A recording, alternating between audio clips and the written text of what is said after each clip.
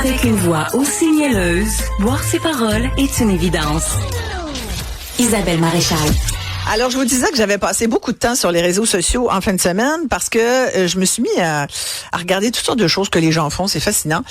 Et j'ai vu une gang de gars, mais tu sais, des hommes, là, d'un certain, tu sais, pas des jeunes, là, pas des ados. Là, non. Okay. Puis je pense qu'on a le visuel d'ailleurs sur Facebook, qui décrochait des drapeaux du Canadien de Montréal qui étaient en devanture d'un commerce, d'un restaurant, qui avait donc payé pour ces drapeaux-là, puis il y avait une caméra, là, ceux qui nous suivent sur Cube Télé, vous les voyez, ils sont montés là, les deux gars, il y en a un qui a un chandail de numéro 48, puis l'autre, là, il essaye, il figure, il essaie, comment qu'on pourrait arracher ça, gars? Passe par là, mon ami, ben oui, tire sur la corde, puis là, ils ont vraiment arraché, en pleine nuit, ils volent les drapeaux du CH directement sur la terrasse d'un restaurant. Je me suis dit, franchement, tu sais pas vivre.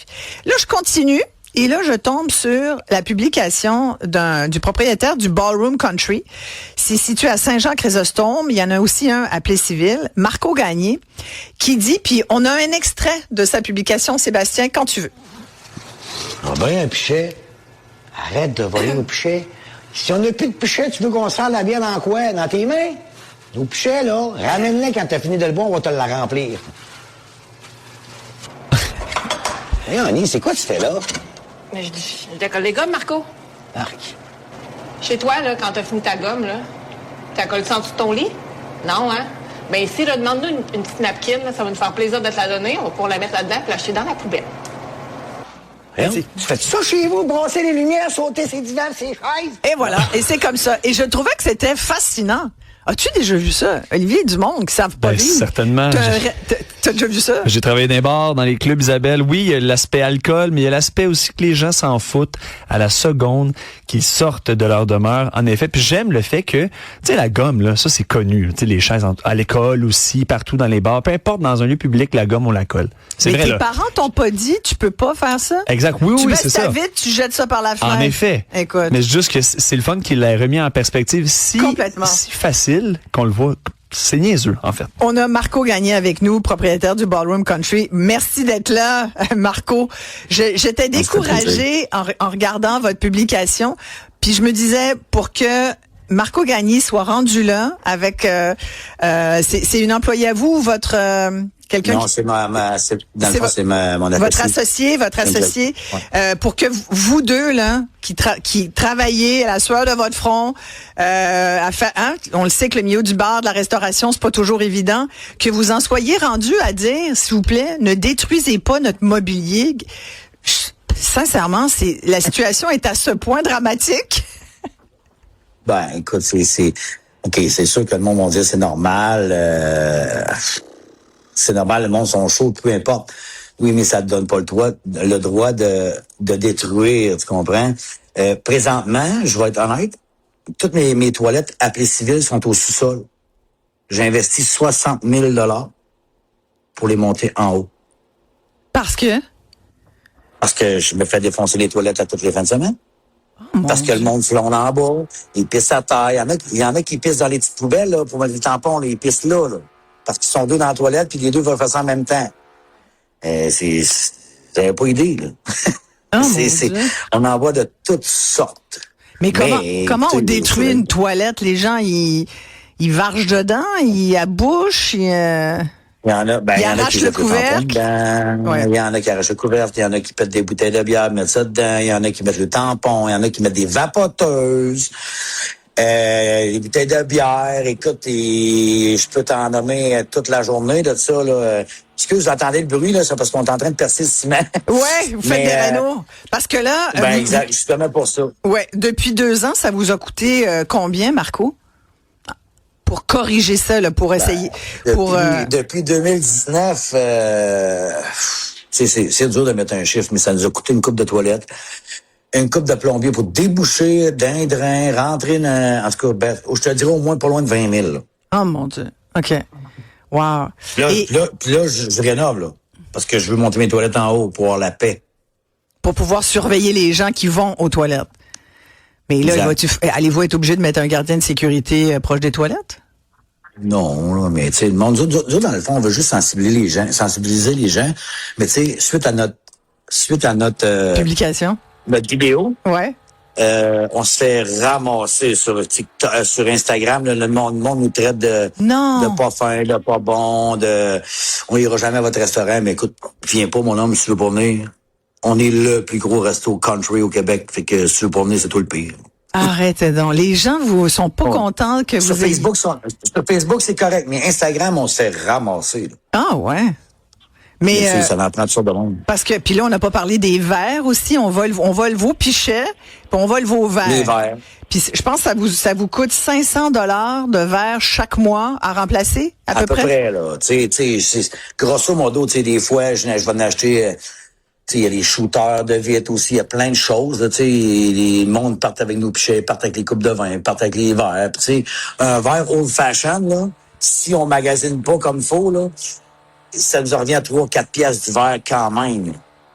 Wow. Présentement, je suis dans les commentaires de votre publication Instagram du Ballroom Country. Et là, je vois quelques commentaires assez désobligeants.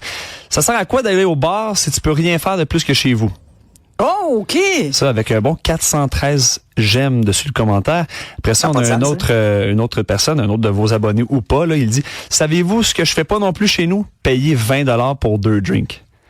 Ben, Comme si ça avait un rapport. Ça fait 10 piastres le drink. Mon Dieu, c'est pas cher chez vous. Cher, on va y aller. C'est ça. Marco. Mais c'est pas cher chez nous comparé en ville, là, je vous jure. Ben, je vous crois tellement. Je suis allée, je nommerai pas le resto, mais c'était un resto au marché Antwater vendredi après-midi, fin de journée, ben, un petit 5 à 7. C'était 16 piastres le drink, là. Puis il y a bien de la glace, là. Vous autres, à 10 piastres. C'est 10 piastres le drink, ça.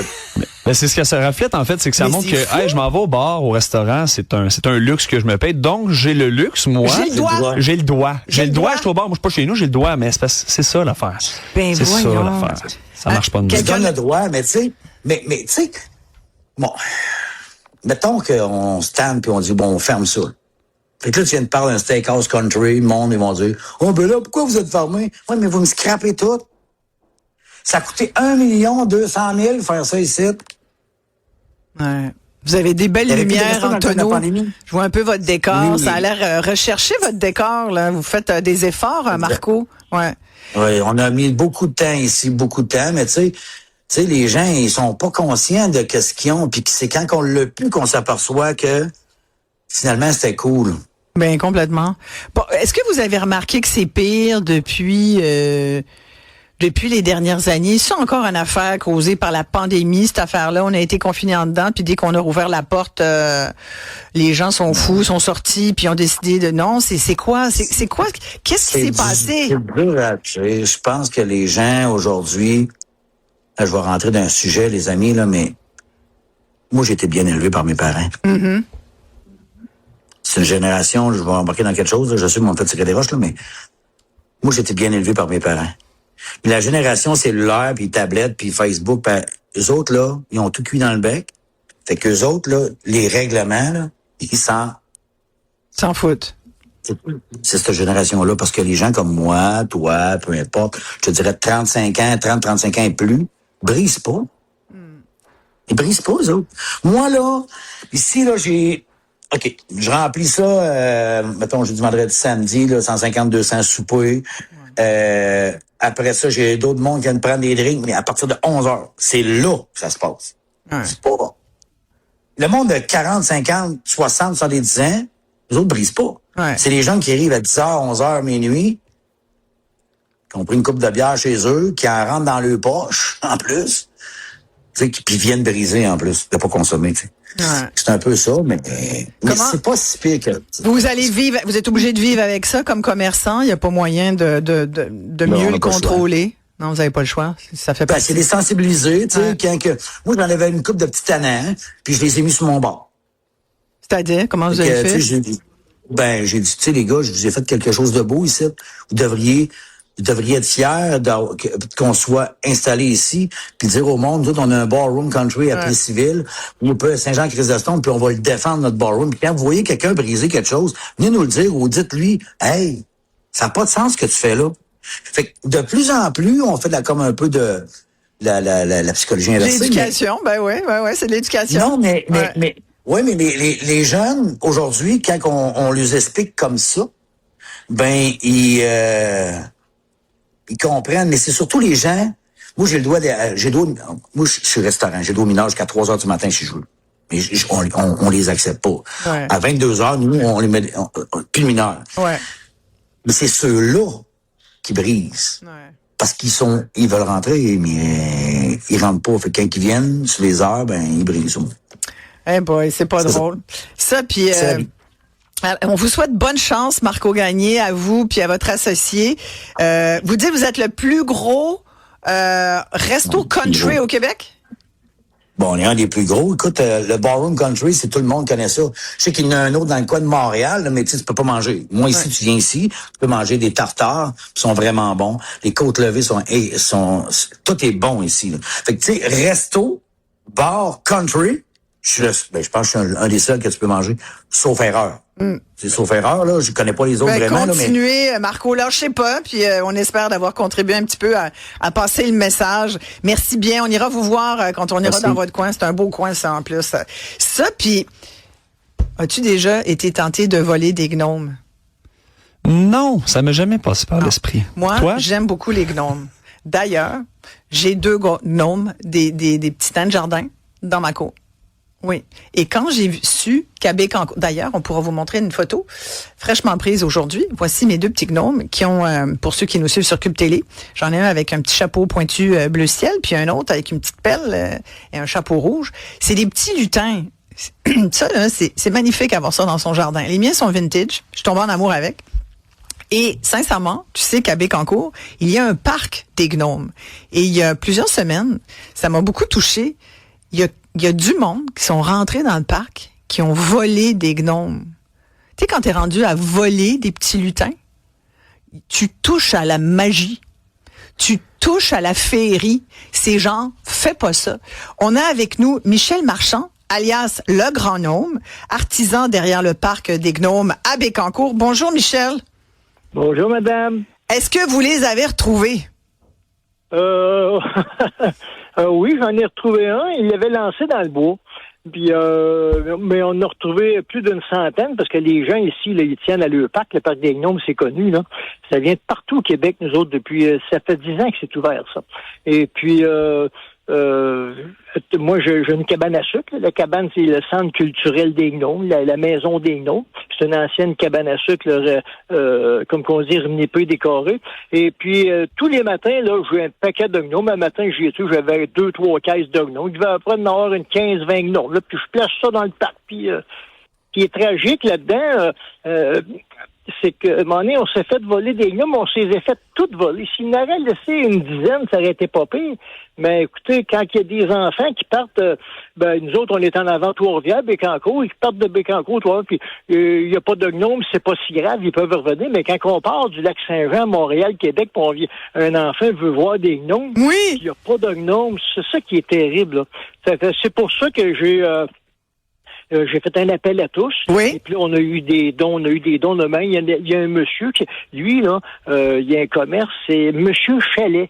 Et puis, lui, là, il a fait une fondation, c'est GoFund. Il a fait un GoFundMe, en fait, c'est ça. Ouais, je connaissais pas ça. Moi, ça manquait à ma culture. Mais là, ça nous a donné 3185 piastres. C'est fou, hein? Là, vous avez acheté des gnomes. Si j'ai un autre vol, écoutez, Madame Maréchal, on va piger dans la cagnotte, mon frère s'en racheter d'autres, mais c'est surtout que les gnomes que j'ai achetés, que la ville de Bécancour aussi achète, à un moment donné, on voulait pas que on dit des jeunes, là, recommencent, là. Fait qu'ils disent, non, ça, on a volé des gnomes, il se passe rien, mais ils en ont mis des neufs, puis on recommence. Ça, je voulais pas ça, là. Ouais. Et puis, mais qui vole des gnomes, Michel? Des petites créatures comme ça?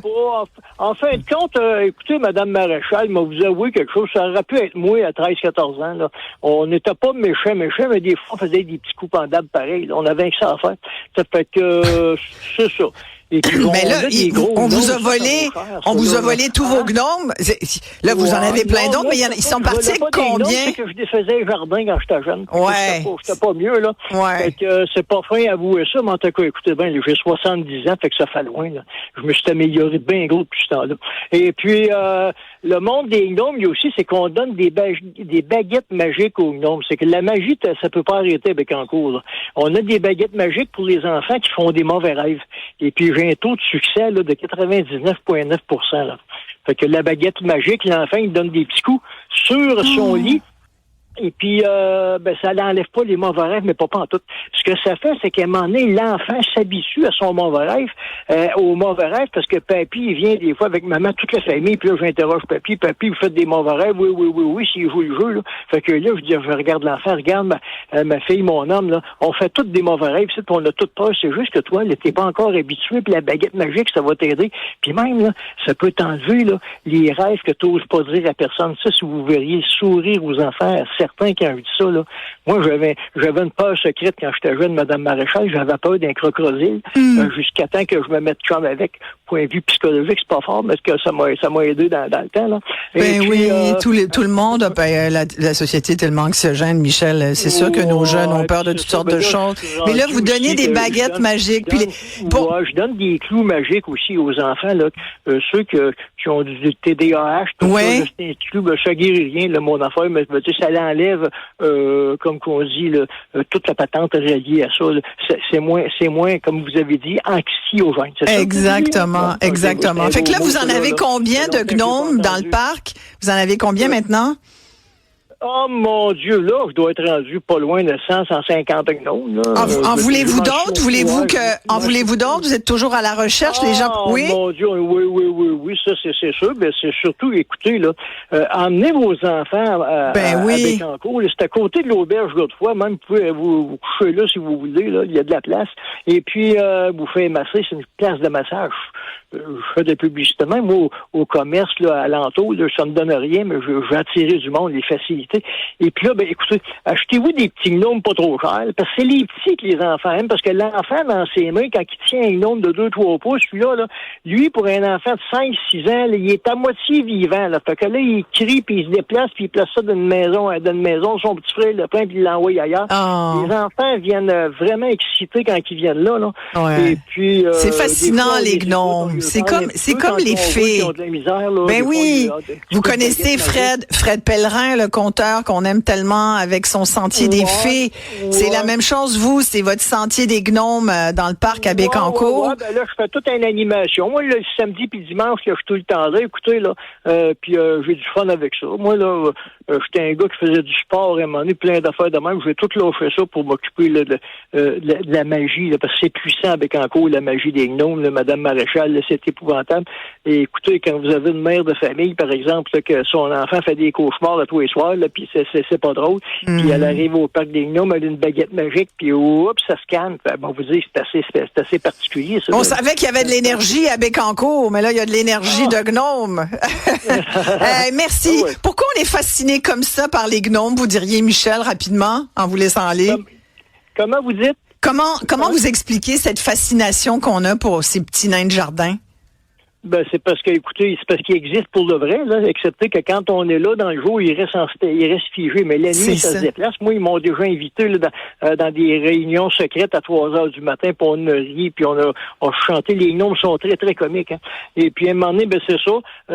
Ils m'ont mis un chapeau sur la tête, parce que un bonnet, parce que moi, je faisais du bien parce que les autres, ils viennent de la Bretagne, Madame Maréchal. Ouais. Ils sont pas habitués. Ils n'étaient pas habitués aux neiges. Fait que moi, tout l'hiver, j'ai déneigé le porte. Puis je lui ai donné du bois de chauffage. Écoutez, ils ont des poêles à bois grosses comme une tasse. Fait qu'une poignée, il était bon pour un bout. Ça fait que là, Michel, vous êtes incroyable. Ils nous ont aidés, là. Là, ils m'ont nommé Grand Gnome Michel. Bon, Grand Gnome Michel, merci beaucoup. On va espérer que c'est vraiment une destination touristique fabuleuse, d'ailleurs, que le parc des Gnomes à Bécancour. Merci beaucoup d'avoir pris le temps de nous parler. C'est tellement touchant ce qu'il disait là sur les enfants qui font des mauvais rêves, qui font des cauchemars. Moi, je me souviens, mes filles ont grandi avec l'œuvre de Mademoiselle Charlotte, la mystérieuse Mademoiselle Charlotte, et j'avais une roche parce que Mademoiselle Charlotte avait une roche qui s'appelait Gertrude.